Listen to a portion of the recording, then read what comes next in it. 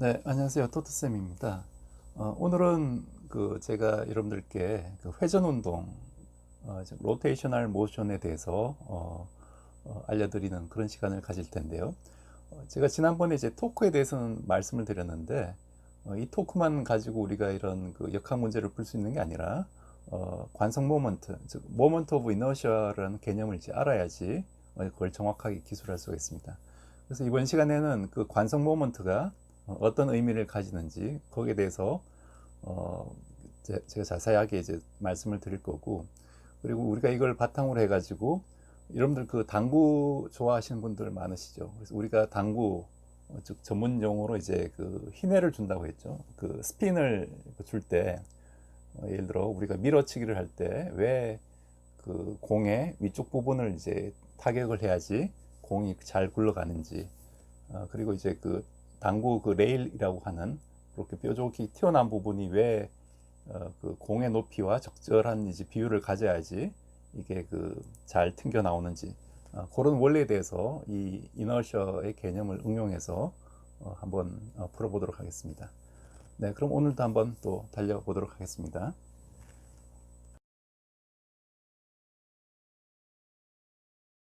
네, 우선 우리가 그 관성 모먼트라고 얘기를 할 때, 이너셔, 이걸 영어로 이제 모먼트 오브 이너시아라고 하는데, 이제 이너시아라는 말 자체가 이제 관성이라는 뜻입니다. 여러분들 그 뉴턴의 그 일법칙에서 아시겠지만, 이 관성이라는 게 어떤 운동 상태를 유지하려는 그런 성질을 이제 관성이라고 합니다. 그래서 정지하에 있는 물체는 계속 정지해 있고, 등속을 운동하는 물체는 이제 계속 그 같은 속도로 운동하려는 그런 성질을 우리가 그 이너시아라고 얘기를 하고요. 그런데 이제 그 경우는 이제 마찰이 없는 경우고, 이 경우도 지금 다 마찰이 없는 경우를 이제 얘기를 하고 있습니다. 그래서 여러분들이 뉴턴의 이 법칙이 이제 F가 ma로 이렇게 주어지는 거죠. 그래서 이 질량 m에 해당하는 게 바로 이너셔가 되겠습니다. 그래서 어떤 그 힘이 작용할 때 그 어떤 물체의 가속도가 생기게 되는데, 그 가속도, 즉 속도가 변하려는 어떤 성질이 생기게 된다는 거죠. 이제 거기에 저항하는 정도가 바로 이 질량이라는 거죠. 질량도 하나의 이너시아라고 볼 수가 있습니다. 네, 마찬가지로 동일한 개념으로 우리 이런 회전 운동, 즉 회전 운동은 어떤 이런 축이 있어야 되고, 축에서 어떤 물체가 있을 때 이 축에 가하는 어떤 힘이 있어야 되는 거죠. 그럴 때 우리가 이제 토크라는 걸 정의를 해가지고, 그 토크를 이 물체 회전축에서부터 거리를 뭐 R이라고 했을 때 이 힘에 가하는 어떤 방향까지 고려를 해가지고 이 토크를 우리가 R 곱하기 F 이런 식으로 예, 그 정의를 한다고 했습니다. 그래서 이 크기는, 토크의 크기는 요 R하고 F의 어, 절대값에다가 요 두 벡터가 이루는 각을 세타로 할 때 요 사인 세타가 되고, 방향은 이제 R 곱하기 F에서 오른 나사의 법칙으로 나사를 돌 때 이제 그 진행하는 방향, 즉 엄지 손가락 방향이 이 토크의 방향이 되는 거죠. 그래서 이런 상황에서는 이 토크가 이렇게 해서 이런 식으로 이제 밖으로 나오게 되는 이런 방향을 가지게 됩니다. 그런데 그러면은 그 뉴턴의 이 법칙을 이 회전 운동에 대해서 쓰면은 이 토크에 해당하는 게, 이 질량에 해당하는 게 관성 모먼트가 되고, 이 가속도에 해당하는 게 바로 각가속도가 됩니다. 각가속도 알파.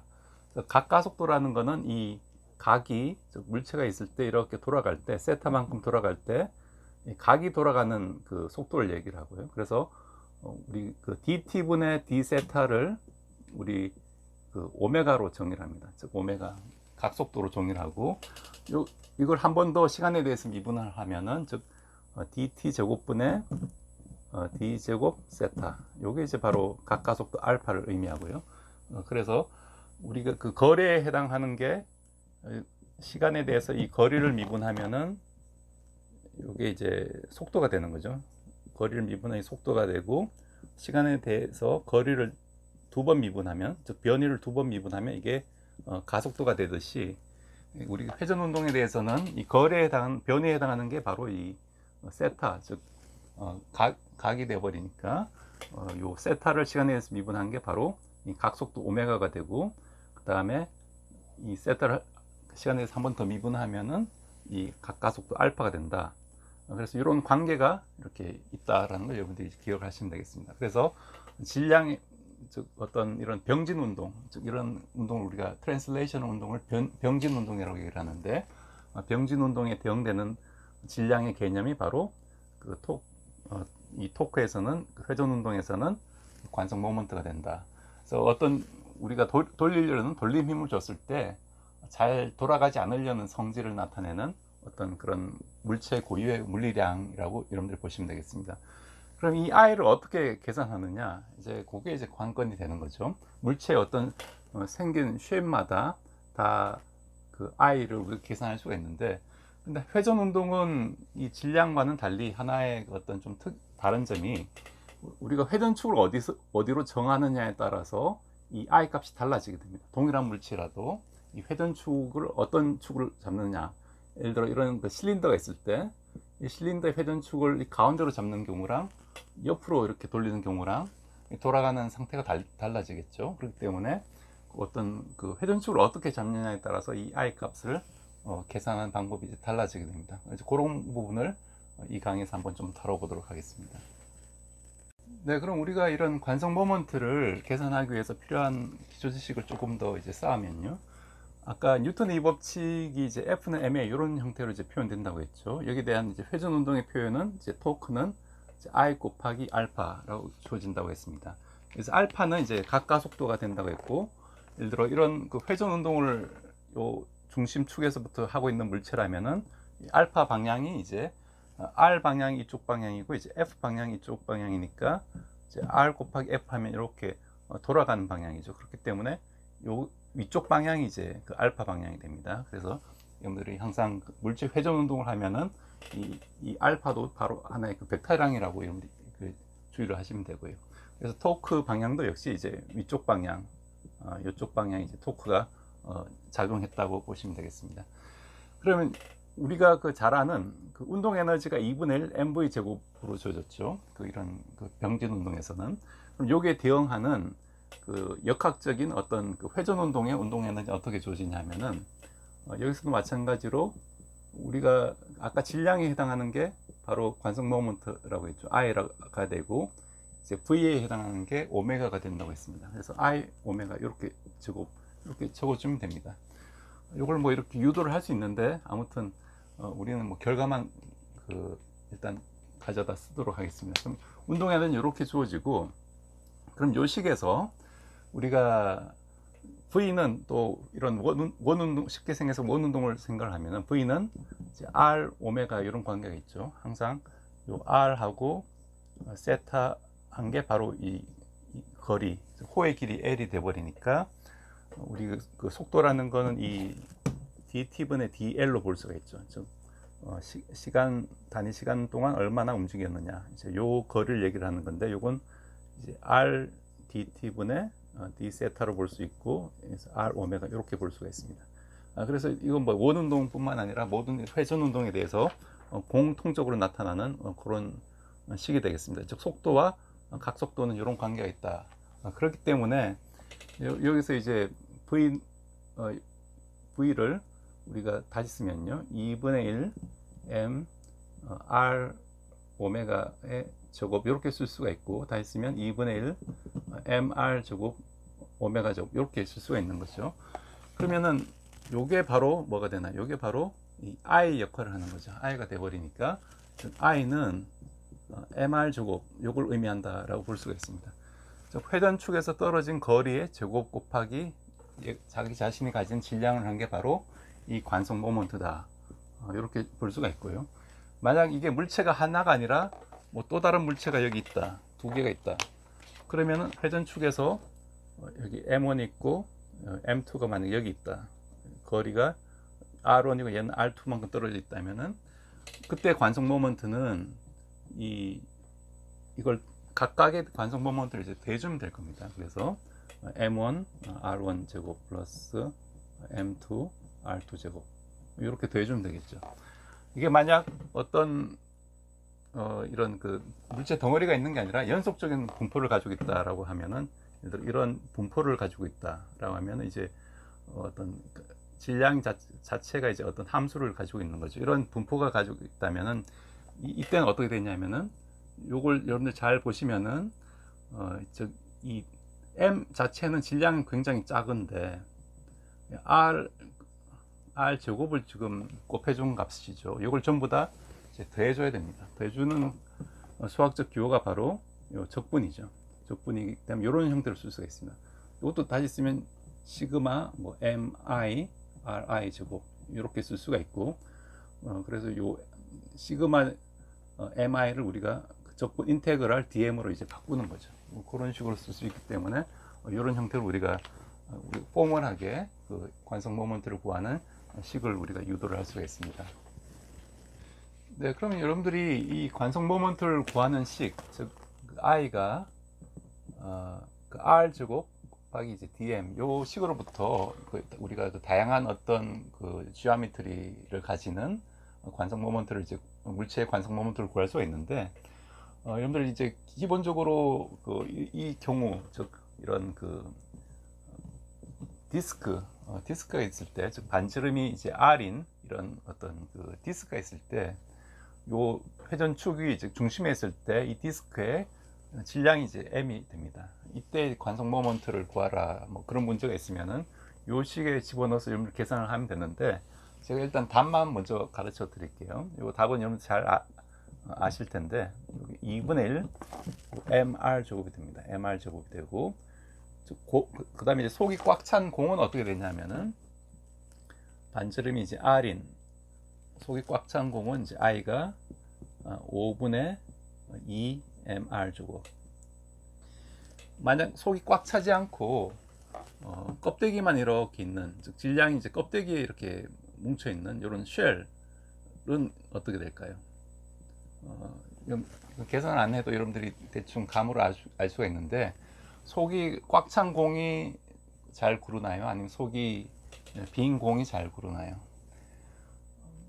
여러분들 그 실제 해보시면 아시겠지만, 회전축에서부터 우리가 멀리 그 떨어진 지점에 질량이 있을수록 관성 모먼트가 이제 큰 거죠, 요 식에서. 그렇기 때문에 그럴 경우가 관성 모먼트 클수록 잘 안 굴러가는 거죠. 안 굴러가는 거기 때문에 얘는 속이 꽉 찬 거는 이제 만약 5분의 2라면은 속이 이제 빈 거는 더 요거보다 관성 모먼트가 이제 커야겠죠. 왜냐하면 이게 대부분의 질량이 이제 껍데기에 몰려 있으니까 더 잘 안 굴러가야 됩니다. 그래서 요 i가 요 경우는 이제 3분의 2가 됩니다. 3분의 2 mr 제곱.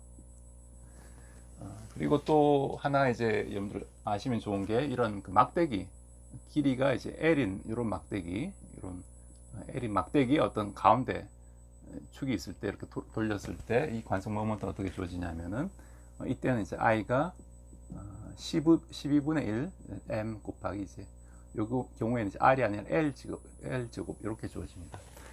그래서 요 대표적인 요 한 4가지 정도 케이스에 대해서는 우리가 여러분들 관성 모먼트 값을 외워 두셔야 되는데, 나머지는 이제 질량 곱하기 반지름 혹은 이 길이니까 뭐 외울 필요는 없고, 요 앞에 계수만 이제 외우면 되죠. 요걸 우리가 i가 베타, 쉽게 쓰면 베타 mr 제곱 이런 식으로 이제 쓸 수가 있고, 이 베타는 어떤 물체의 어떤 그 쉐입에 관련된 그런 양이 되죠.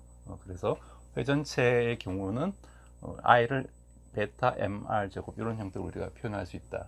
이렇게 이제 기억을 하시면 되겠습니다. 그럼 제가 이런 그 속이 꽉 찬 구에 대해서 이 관성 모먼트를 한번 구해 보도록 하겠습니다.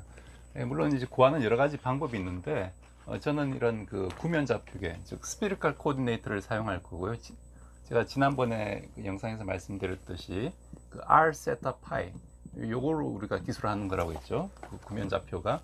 그래서 어떤 우리가 그 지구라고 생각하면 지구에 어떤 북극이 있을 때 이 북극에서부터 이 각 요걸 우리가 세타로 가고, 그 다음에 그리니치 전문대로부터 이렇게 돌아가는 각 그 경도에 해당하는 게 바로 파이가 되고, 그 다음에 이 거리 중심부터 지구 중심에서부터의 거리를 우리가 r이라고 했을 때 요 r 세타 파이로 이렇게 우리가 그 위치를 표현하는 걸 우리가 이런 구면 좌표계라고 했습니다. 그러면 요걸 이제 이걸 r 세타 파이로 표현을 할 텐데, 근데 여러분들이 지금 r 제곱 dm이라고 썼지만 실제로는 이 r이 바로 그 이 회전축에서부터 어떤 떨어진 거리를 의미하죠. 그렇기 때문에 여기서는 이제 r sin 세타를 의미합니다. 그래서 여기서는 이제 이걸 r 제곱 dm으로 쓰면은 안 되고 이걸 r sin 세타의 제곱 그다음 dm은 어떤 그 질량의 작은 부분, 질량소라고 하는 질량소로 쓸 수가 있고, 그래서 요거는 이제 여러분들 헷갈리니까 이렇게 쓰시지 말고 처음부터 아예 그냥 이렇게 이제 써서 이제 시작하시면 됩니다. 근데 여기서 dm은 다시 쓰면은 우리가 항상 적분을 하기 위해서는 이걸 최적소로 바꿔야겠죠. 최적소로 바꾸면 이제 어떤 밀도 곱하기 dv, 즉 부피를 나타내는 이런 최적소로 바꿔야 되는데, 이 구면 좌표계에서 이 최적소가 어떻게 주어지는지를 한번 보도록 하겠습니다. 제가 지난번에 이 v 벡터를 구면 좌표계에서 이 속도 벡터를 어떻게 썼냐면은 요 방향, 즉 요 방향에 대해서는 이제 요걸 우리가 r 방향이라 하고, r 방향에 대해서는 그냥 바로 이제 그 이걸 dr이라고 할까요? 어떤 작은 어떤 그 작은 변이를 우리가 얘기를 할 때 r 방향에 대해서는 이게 이제 dr이 되죠. 즉 dr이 되고, 즉 이 길이가 이제 r이니까 이게 dr이 되는 거고, 그 다음에 세타 방향에 대해서는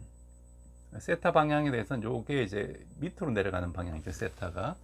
그렇기 때문에 이 r 세타 한 게 바로, 즉 요게 r이고 요 각이 이제 세타니까 요 어떤 작은 성분은 바로 r d 세타 한 게 될 겁니다. 그래서 r d 세타가 되고, 그 다음에 파의 방향에 대해서는 어떻게 되냐 하면은, 파의 방향은 이제 요게 일단 r sin 세타가 이제 요 길이가 되죠. 요 길이가 바로 요 어떤 그 xy 평면에서 요 높이의 정사형이 되고, 이 높이의 xy 평면에서 우리가 이게 바로 요 길이가 바로 이제 r sin 세타가 되는 거고, 요게 각이 이제 파이라고 했죠. 파이기 때문에 요거의 이제 파의 방향으로 돌아가는 거는 즉 여기 r sin 세타 곱하기 d 요 길이 곱하기 바로 요 d 파이 한 게 될 겁니다. 즉 r sin 세타 곱하기 d 파이, 이렇게 이제 쓸 수가 있겠죠.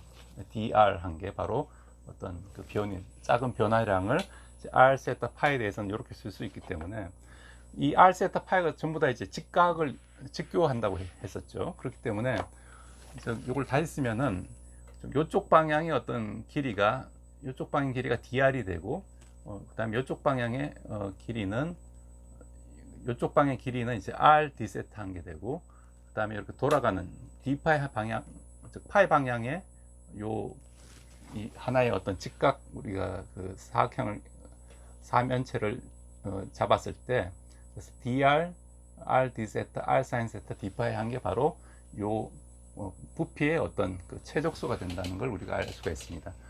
그래서 즉 dv 한 게 뭐냐 하면은, 여기 dv 한 게 요걸 전부 다 곱하면 되죠. 그래서 dr, 그 다음에 r d 세타, 그 다음에 r sin 세타 d 파이 한 게 되니까 요 r이 두 개가 나오고, 즉 r 제곱 sin 세타, 그 다음에 dr d 세타 d 파이, 이렇게 쓸 수가 있습니다. 최적소를 구면 좌표계에서는 이렇게 쓴다. 요걸 이제 여러분들 그냥 기계적으로 이렇게 나중에 익숙해지면은 요걸 외워두시면 되고요.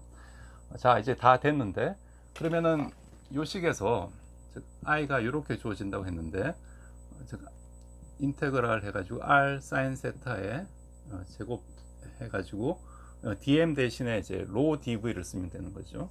요게 이제 dm이 되고, 그러면은 그 rho 곱하기 그 r 제곱 sin 세타의 제곱, sin 세타, r 제곱 sin 세타, 그 다음에 그 최적소 dr d 세타 d 파이 에서, 즉 r 세타 파이에 대해서 적분을 하라는 건데, 여기 사실 이제 적분 인테그럴 하나를 썼지만 실제로는 이게 변수가 3개가 있기 때문에 3중 적분을 하는 게 됩니다. 그래서 조금 복잡하지만 이런 3중 적분을 우리가 어떻게 하는지 한번 보도록 하겠습니다.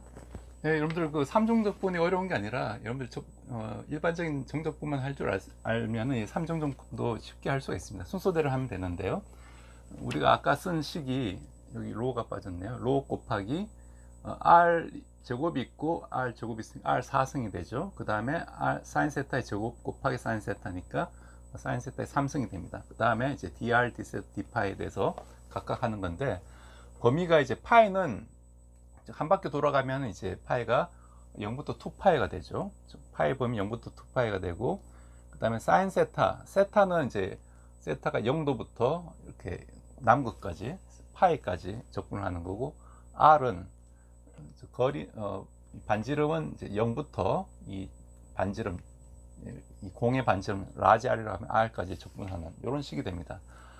그러면은 여기 변수 어떤 그 우리가 적분해야 되는 이 변수 안에 이제 파이가 없죠. 그럼 파이는 0부터 2파이까지 하면 그냥 상수로 2파이가 앞으로 빠져나오겠죠. 그래서 2파이 로가 되고, 그 다음에 이제 0부터 r까지 이 변수 분리가 가능합니다. 즉 모든 적분이 그렇지만 r 4승을 dr 한 거, 요걸 적분을 따로 해주고, 그 다음에 0부터 파이까지 사인 세타 3승을 적분해 주는 거, 요걸 이제 변수를 이제 그렇게 딱 분리가 가능하다는 거죠.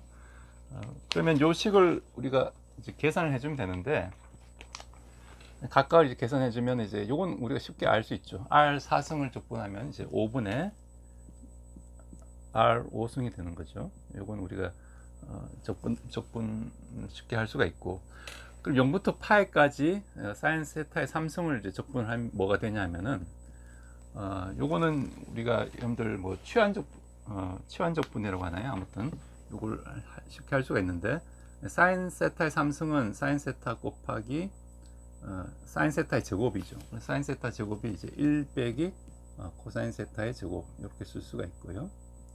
요걸 이제 0부터 파이까지 적분하는 거니까, 그러면 또 이제 각각을 적분해 주면 되죠. 사인 세타를 0부터 파이까지, 그 다음에 빼기, 그 다음에 코사인 세타 제곱,